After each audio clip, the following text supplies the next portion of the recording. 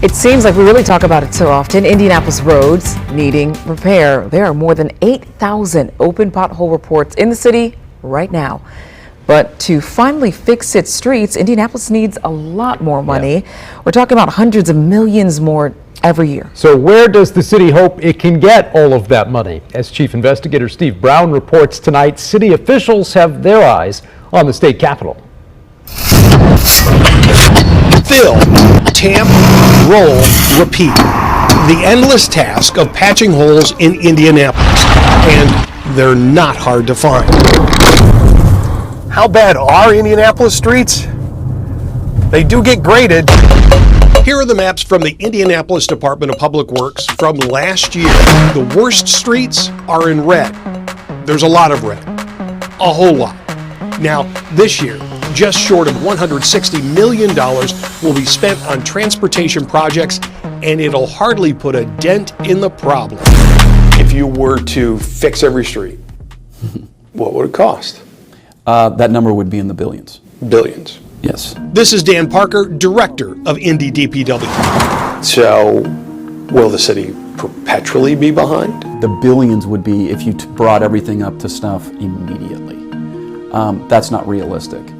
So we have looked at, we need somewhere in the neighborhood of 200 to 300 million more to put us in a position where we can start eating into that problem and not continue to fall behind. 200 to 300 million per year. And where is city government looking for that money? State government. Why? Because Parker says Indianapolis is at a disadvantage because of the way state government distributes money to local governments for road repair. INDOT data points to 167,000 people commuting into Marion County for work, adding to the wear and tear of roads.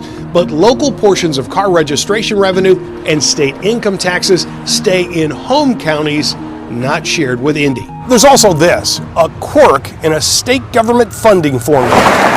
This is Keystone Avenue at 38th Street.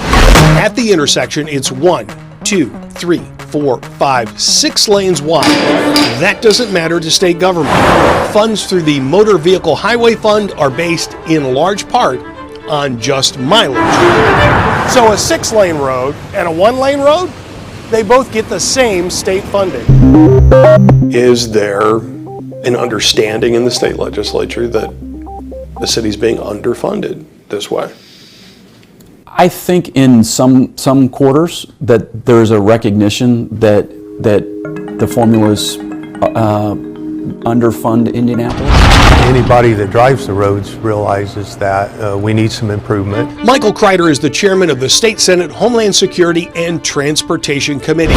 He describes the state's road repair funding formulas as very fair, but notes there may be another avenue for Indianapolis to pursue for money to fix its streets, the state government's multi-billion-dollar budget surplus. I think that's going to be a conversation we're going to have is, along with every other person that comes with their handout, asking for some relief from the surplus. This is a problem for everybody. And Parker is ready with his sales pitch. Indianapolis is the heart of the central Indiana economy, and that economy needs a transportation network that is properly funded.